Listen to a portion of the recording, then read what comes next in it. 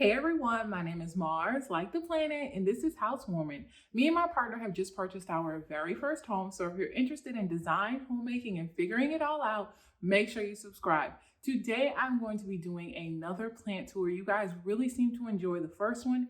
If you haven't seen it, it will be linked up in the cards below or over here, and it will also be linked down in the description box. So today I'm going to be showing you all of the plants I have. I have lost a few plants from the last time I gave you a tour, and I've also gained a few plants. Now, before we get into it, I just want to point out a few key terms that I'm going to be using. When I'm talking about light, low light means that a plant can be probably 10 to 12 feet from a window. It also will do well in a north-facing window. If a plant needs bright indirect light, it can probably do well being 5 to 7 feet away from a window, and then it can do well in a east or west facing window. If a plant needs direct sunlight, that means that the sun rays need to be in contact with the plant, and it would do well in a south facing window. Most of my plants I water every single week, probably on the weekend. And if a plant does not need water, then I will push it to 2 weeks. So I will be indicating with each plant the amount of sunlight it needs and the amount of water that it needs. I will be showing you guys my plants from the easiest to take care of or most beginner friendly to the hardest. None of my plants are truly hard to take care of, but there are some that need more attention than others. So let's get into the tour.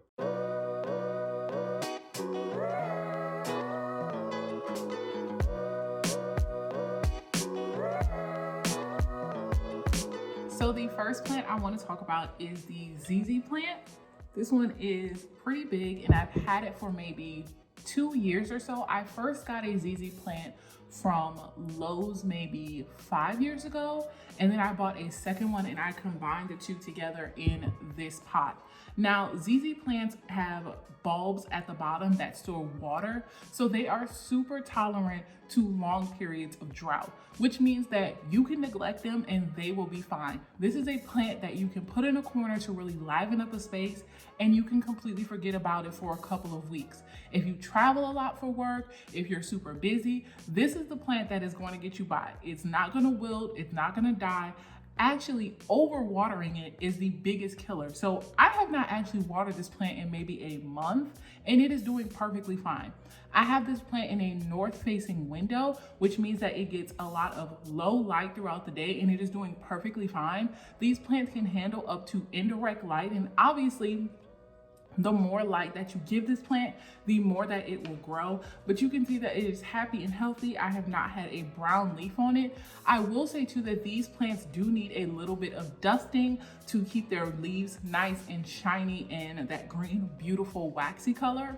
But I decide maybe when I'm watering it, I'll say, okay, let me take a paper towel and then I'll clean the leaves off. I do not have any plants, but these plants are toxic to cats and dogs, so you want to make sure that they stay away from these plants. Fertilizing isn't required with the ZZ plant, but if you want to fertilize it to encourage more growth, you can fertilize it in the summer and then in the spring. ZZ plants are also super easy to propagate. I have grown some in just a little bitty cup of water. They do take a couple of weeks to start growing roots, but if you just take a clip, you can see the little bulb at the bottom. It is a white bulb. You can stick it in some water and then it'll grow roots. If you do not know what propagating is, that just means taking a cutting of a plant, placing it in water or directly in soil, and then you've created a whole new plant.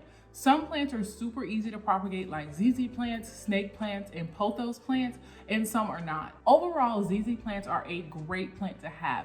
They are not really my favorite because they do not push a lot of growth out. They kind of just sit and look pretty. And if that is something that you want in a house plant, I would definitely encourage you to get one. They are super easy to find at big box stores like Home Depot or Lowe's, and they can get super, super big, as you can see with this one. The next beginner-friendly plant is the snake plant. You can see I have this very big snake plant, and I also have this snake plant growing in some water. These, just like ZZ plants, are super easy to take care of. They love being drought tolerant. They do not need a lot of water. This is another plant that I have not watered in maybe a month or so, and they actually do not like being overwatered. I have killed some of my snake plant because I was like, oh, it's been 3 weeks. I need to water it, and then I overwatered it, and it basically the leaves started to look like this and got saggy and dry because they are too overwatered. This plant I got from Walmart, and then this one I took a cutting of, and you can actually see some roots growing. So they are super easy to propagate. You can also just take cuttings of the leaves and roots will come straight out of the leaves. These plants are toxic to cats and dogs, so make sure you keep away from chewing on the ends.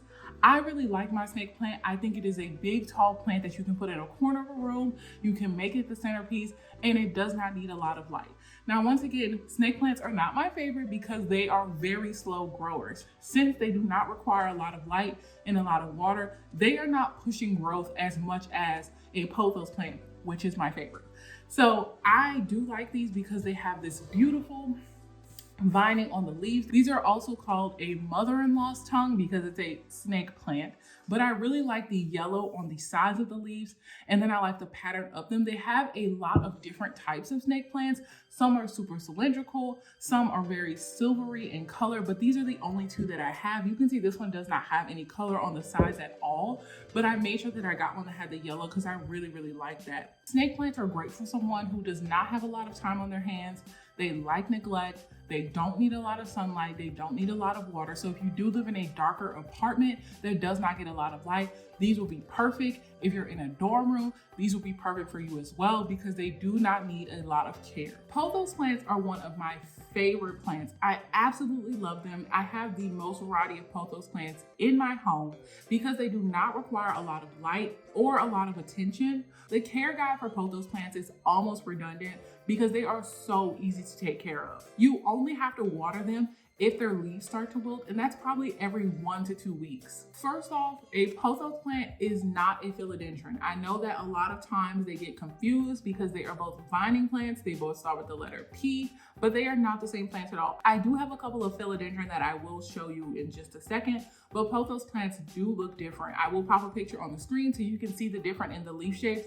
But once you start to acclimate yourself to being around houseplants, you will see that they do not look similar, and you can easily start to tell them apart. Pothos do well in a wide variety of light. You can put them in a north facing window and they will do perfectly fine, or you can put them in bright indirect light and they will do just fine too. They actually do not require very good soil. You do not have to fertilize them or baby them. I have some of my plants in the saddest looking driest soil and they are still thriving. Pothos plants are super easy to propagate as well. All you need to do is cut it at the node and put it in some water, or you can put it directly into soil and then you have a brand new plant. Naturally, these plants are trailers. That is why I love them so much. They vine out, they will take over your home, they will turn it into a jungle. If you are looking for a plant that you can love and adore, you can turn your house into an urban jungle, a pothos plant is the one for you. I highly recommend getting a pothos plant, so let me show you the ones that I have. I have this regular pothos plant, and you can see how long it has vined out. I put this one directly in front of a window to get the most amount of light possible, and you can see how much it has grown. These are also cuttings at the top. I actually just took cuttings from the vining part of the plant and then stuck them right back into the top. I also have these little pots, which are cuttings. I actually have them in this candlestick holder, I think, that I got from Goodwill a couple of years ago. But anytime I want to propagate my plants, I just stick them in a little bit of soil and you can see how well they're doing. This is actually a neon pothos. This is one of the cuttings. I will show you the mother plant in a second because she is huge. This is another cutting of my neon pothos right here. I also have this marble queen pothos, and I also put her directly in front of an east facing window, and you can see how long she has gotten. A lot of the pothos that have heavy variegation, that have a lot of white in the leaves, do require a lot more sun because they are unable to photosynthesize in such low light. The next one I have is a POTHOS N JOY pothos. This one, she's looking a little sad. I don't think I have her in the best light to vine and trail because I do have the other half of this plant in my office directly in front of an east facing window, and she is trailing and vining. I will try to get a shot of that to include in this, but I do think that this one is super easy to care for as well. She never has any problems and she never needs to be watered. This is my only Oh my. This is my only pothos that really gives me trouble. This is a Manjula pothos, and I don't know what it is, but ever since I got her, she has been in a constant state of dying in peril. You can see that it has these beautiful almond-shaped round leaves. I absolutely love the variegation on them, but she is just always dying. Like, this used to be a super full plant, and every time I look at her, she's dying. Like, I give her more water, I give her less water, I give her more light, I give her less light. I don't know what's going on with her, but she's kind of on her last leg. I have two very big pothos plants that I did not grow myself, but I did pick up at Home Depot. The first one is the mother plant of my neon pothos. You can see how big and beautiful she is. I paid about $19 for her at Lowe's. I love how full she is. I love how beautiful she is. I cannot get enough of these beautiful lime green leaves. She is just, oh my gosh, she's so beautiful. And you can see how many cuttings I can take off of this plant and then continue to have neon pothos till I'm blue in the face. Speaking of blue, I also have this Cebu blue pothos. You can see the leaves are super cylindrical in this silvery blue color. I actually bought this plant maybe a couple of weeks ago, and it is absolutely full and beautiful. I actually got it at Walmart. If you're tired of looking at the regular green generico pothos, try getting a Cebu blue pothos because these are the exact same requirements. They do not need a lot of light and they do not need a lot of water. The last pothos I have is actually on a trellis. Pothos can grow very, very tall and very, very big leaves. If you decide to stake them up, you can use a moss pole or you can use a trellis like this one I have here. I bought this one from Walmart. I've had this pothos for a couple of years and I saw that it was not growing as much as it should be. So I put it on a trellis, and all of this is new growth that has happened maybe in the last month or so. I got this pothos from my grandmother. It was stuck to a wooden stake that she got at like Albertsons or like the grocery store or something like that. You know, those plants that are like right at the front of the grocery store. Anyways, so I decided to stake it up and it is doing super well. So the cousin to the pothos plant is the philodendron. Now here you can see the difference in the leaves. It is sometimes called a heart-leaf philodendron because the leaves are in the shape of a heart. Philodendrons, like pothos plants, do not require a lot of light or water. I probably water mine every 1 to 2 weeks. They also can do well in a low light situation or a highlight situations. I used to have these plants in a north-facing window and they did absolutely well. I will rank them on the order of beginner to hard, less than a pothos plant because they are susceptible to bugs. Now, 2 of my plants have gotten thrips and unfortunately have died. So that is why I do not think they are as easy because I have seen a couple of my philodendrons get thrips. I do not know why. Maybe they're more susceptible to them, but I do have a couple of heart-leaf philodendrons. This one I put on a trellis that I made, and it came in this pot. I have yet to repot it, but I love how big the leaves are. I also have this philodendron that is growing on a trellis as well that I made from just some supplies at the Dollar Tree.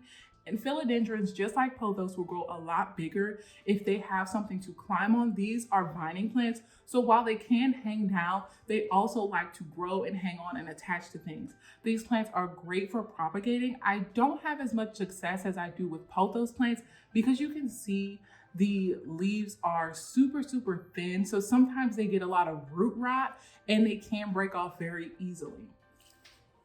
The next one I have is a Philodendron Brazil. You can see how beautiful the leaves are on it. I absolutely love this plant. The only sad part is that this plant used to be huge and it got thrips, and unfortunately this is the only piece that I have left. I have been on the hunt for another Philodendron Brazil because I actually love the lemon lime coloring. I love the variegation on it, but it got thrips, so I had to cut it back and hopefully I can find another one.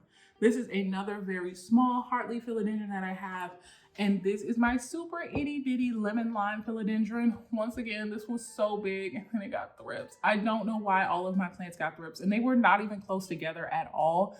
I have no idea, but she's super cute and super tiny, and hopefully she will grow back. Just like pothos, like I said, philodendrons are super easy to take care of, but you do have to watch out for pests. I did a lot of neem oil treatments. I sprayed it on and it seemed to work, but honestly, I was not checking for pests because I did not even think that these plants could get pests, but obviously I was wrong, and I do live and learn. I have learned over the years that all of your houseplants are not going to make it to be 7-foot tall, you know, Amazon plants, and you just have to roll with the punches. I'm sure I will find another one again. Oh, my biggest one is this one that I picked up at Lowe's.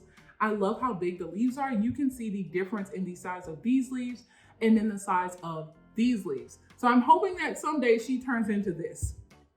But this one is super long. I have it in this macrame plant hanger, and it hangs up in the room back there. I love how super shiny the leaves are. And now I'm constantly checking to make sure she does not have bugs, because if this one dies, oh my God, I can't take it. But those are all of the philodendrons that I have. I would definitely recommend getting one of these because they are super easy to take care of. Just watch out for pests. The next plant I have is my Aglaonema, or Chinese evergreen. Now, before I show you this, I just want to let you know, I just repotted it and it completely defoliated and lost all of its leaves. But I promise she was once thriving and she will be thriving again. This is my Aglaonema. I know, girl. I know. She's looking so sad. I know. We're just going to set her to the side. I'm sorry. Anyways, an Aglaonema is super easy to take care of if you have a low light situation. These plants are also called the office house plants because they are super easy to put in an office where you maybe don't have any windows. They not only like low light, but they thrive in low light. They do not like direct sunlight, and they do not like a lot of water at all. If you have a hallway that you're trying to decorate, these are perfect plants to put in it. Obviously, be very careful when repotting them. I repotted this into a nice, beautiful terracotta plant, and she said, girl, what is you doing? I don't know what this is. I don't like this. Bye.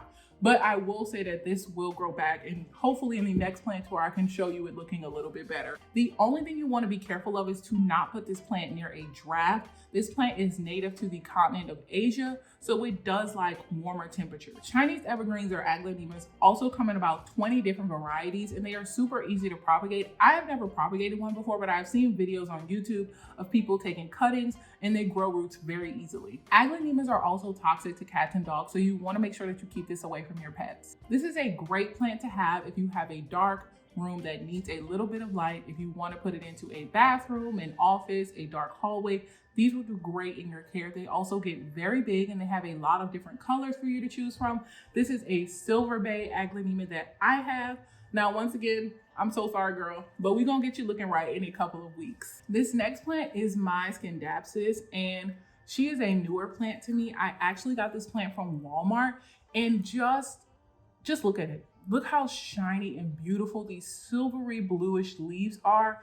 This one sits in my bedroom in an east-facing window, and she is not fussy at all. Usually the leaves will start to curl up like this when it needs water, and I just adore this plant. Next to the pothos plant, this is one of my favorite plants just because of the color. It is so striking. It almost looks fake how good it looks. I just love how shiny these leaves are. Like I said, they are super low maintenance to take care of. They are super easy to take care of, and they also vine out, so you can either let this trail down or you can stake it up. I do think that these are super easy to propagate, although I have never done that. I do think I'm going to take a cutting so I can have a second one of these in my home, but these are another one that is super beginner friendly. The only reason why I wouldn't put it at the top is because they are not as easy to find. A lot of times, because they look exotic, a lot of people will hike up the prices to be $30, $40. Do not pay that much for these. Walmart had these for about $20, and I think that's a steal. I think that you should continue to check your Walmarts, your Lowe's.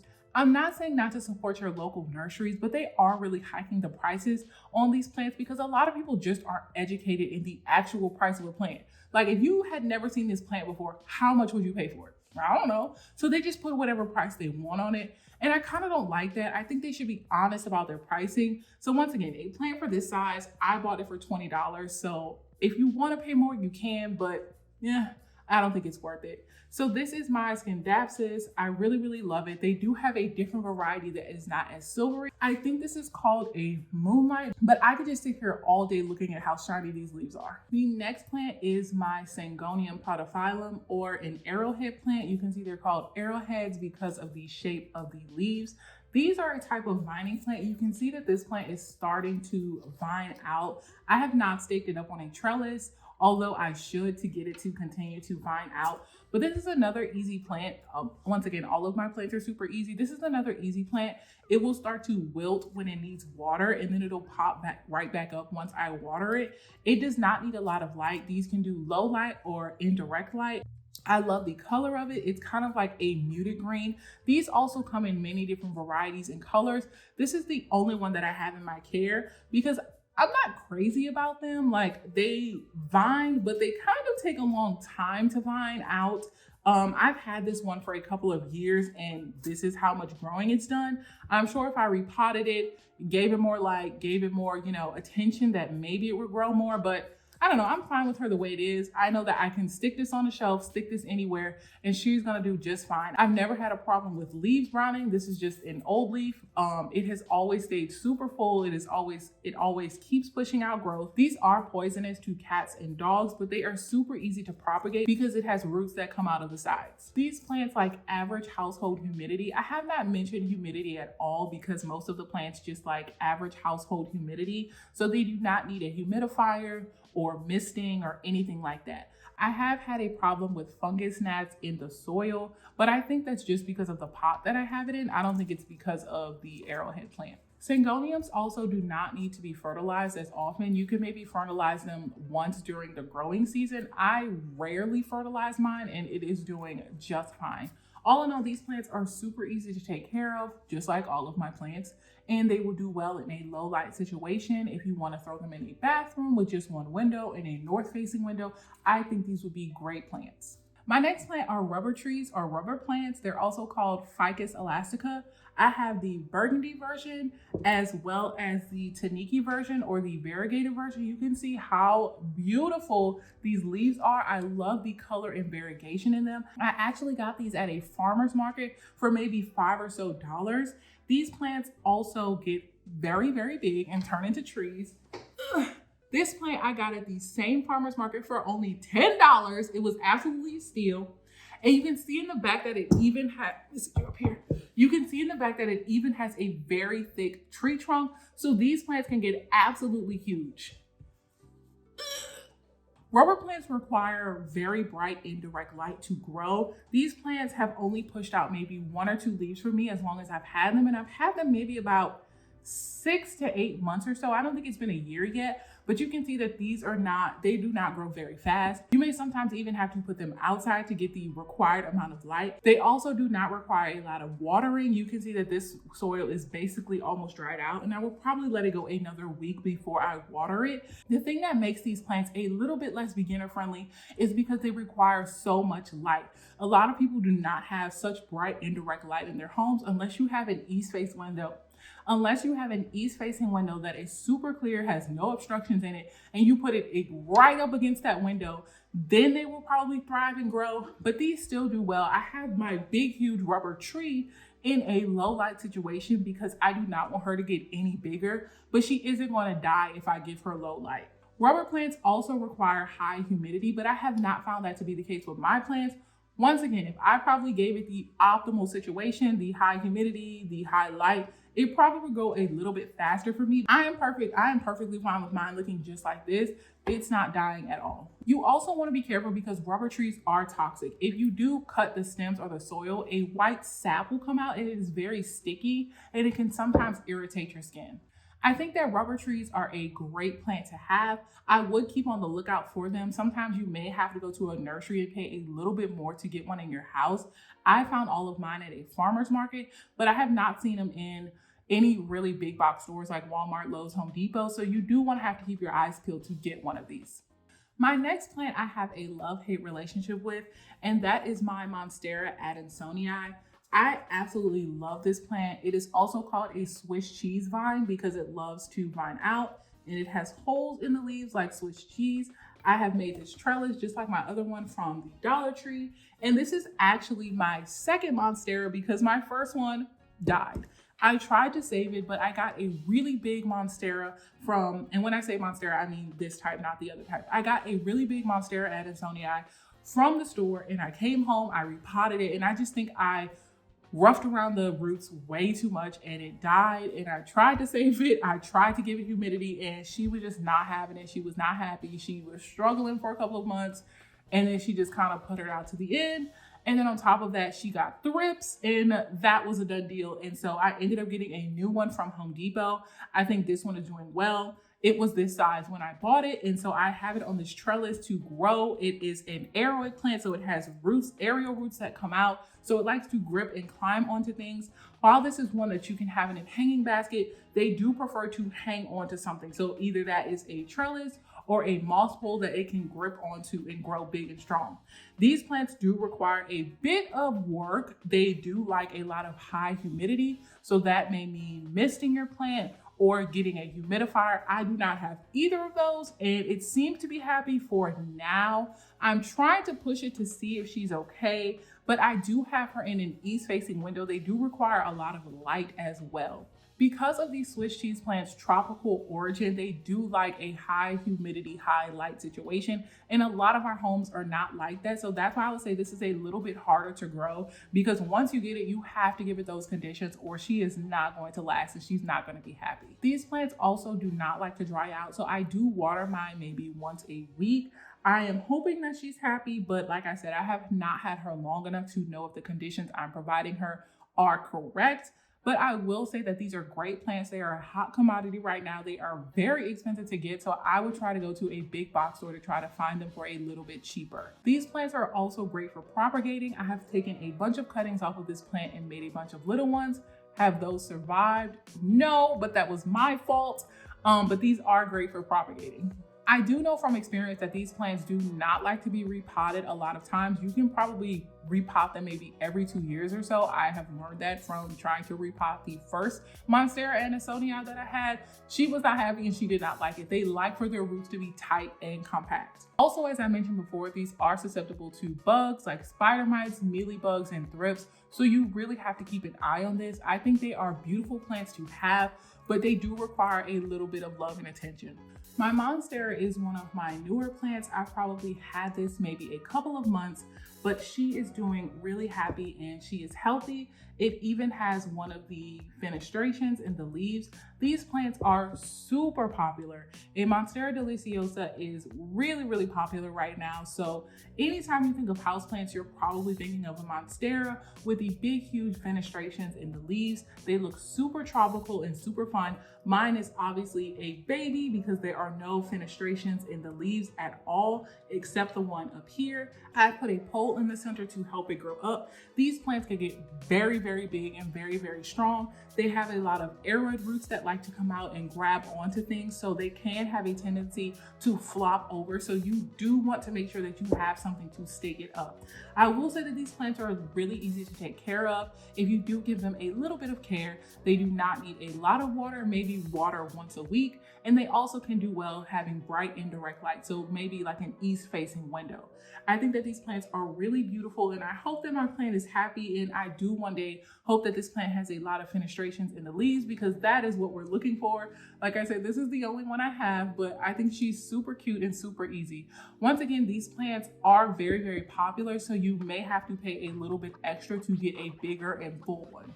Monsteras are also super easy to propagate because they have those arrowhead roots that are coming out. So you just want to make a cut right below the root and then you can put it in some water and then you have a whole new plant. The next 3 plants I'm going to show you, I just got recently, like I picked them up yesterday. So they have not been in my care a long time. So the information I'm going to give you is just things that I've read online, but I have finally got my hands on a Rhaphidophora tetrasperma. This plant is a hot commodity.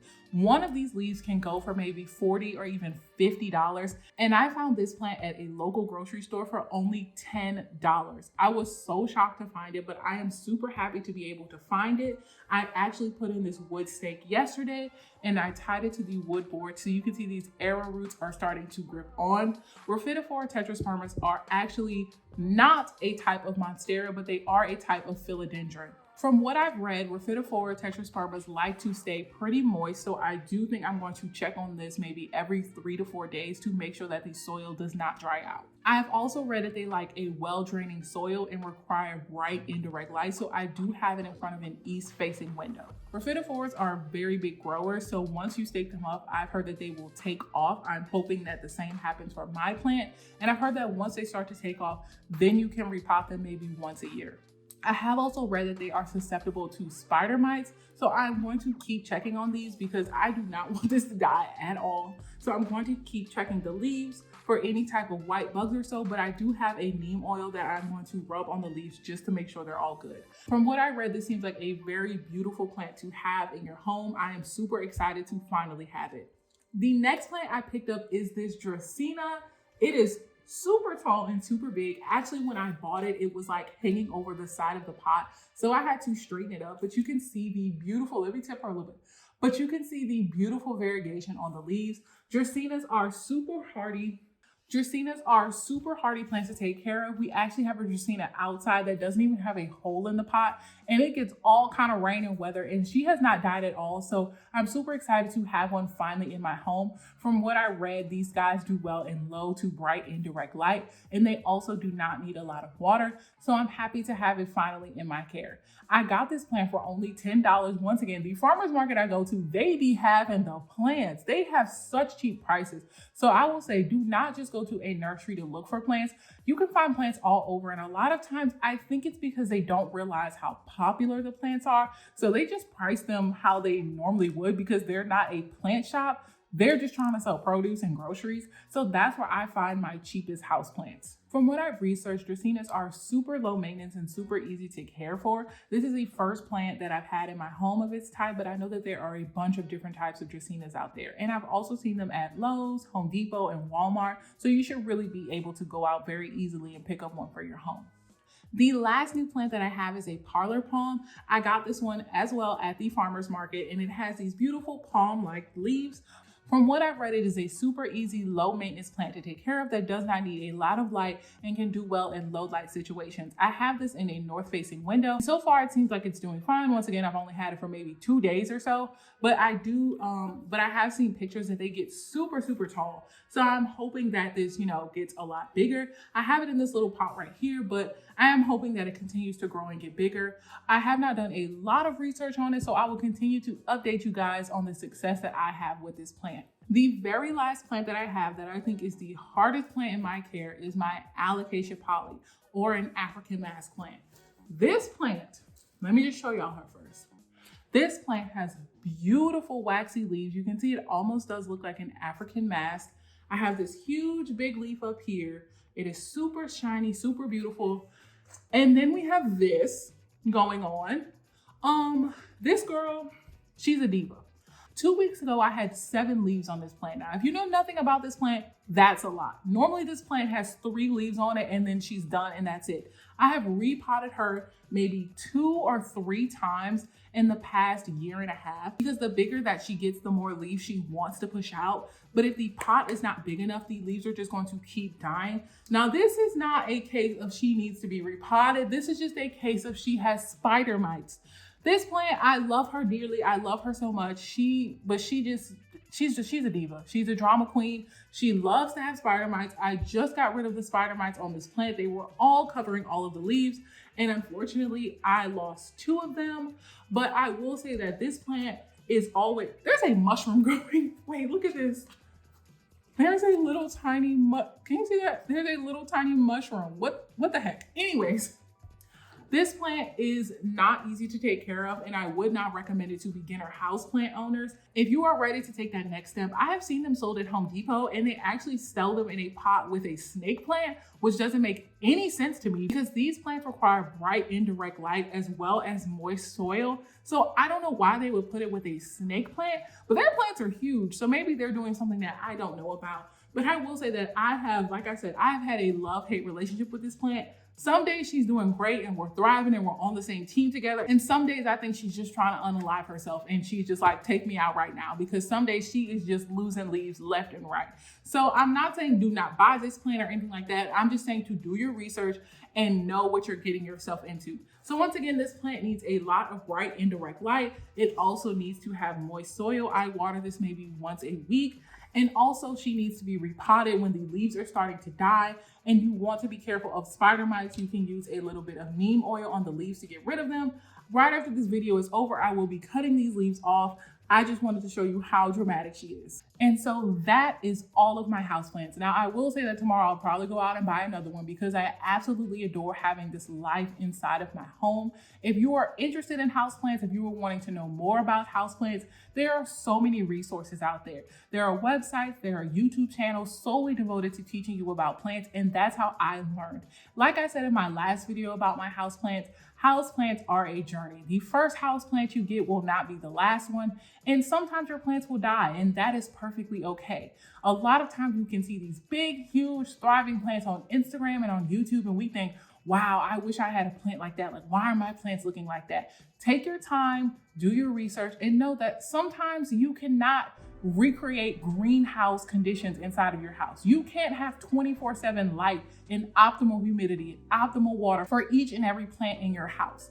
Just do the best that you can, love on the plants that you have, and I do hope that you enjoyed this video. I post new videos every single Wednesday, so I will see you guys next week. Bye.